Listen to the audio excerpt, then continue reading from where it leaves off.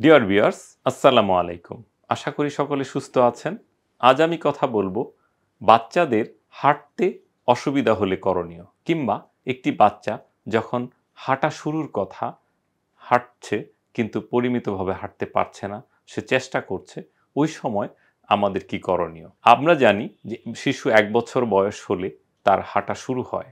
কারো কারো ক্ষেত্রে এটি একটু দেরি হতে পারে, কিন্তু দেখা যাচ্ছে সে ঠিকমতো হাঁটছে না, পা বাঁকা করে হাঁটছে। তো সেক্ষেত্রে আমাদের রোগটাকে খেয়াল করতে হবে যে সে ঠিকমতো হাঁটছে কিনা, এবং দ্রুত সময়ে আমাদের কাছে আসতে হবে।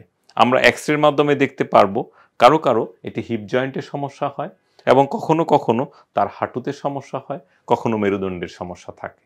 তো এক্ষেত্রে আমাদের সাথে যোগাযোগ করবেন, আমরা এক্স-রে করে সেটি নিরূপণ করতে সক্ষম হব, এবং দ্রুত চিকিৎসার মাধ্যমে এটি সম্পূর্ণ আরোগ্য সম্ভব।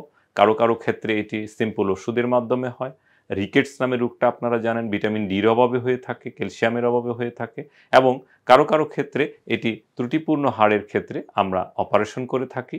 আশা করি আপনারা দ্রুত যোগাযোগ করলে সুচিকিৎসা দিতে পারবো। ধন্যবাদ সকলকে। আসসালামু আলাইকুম।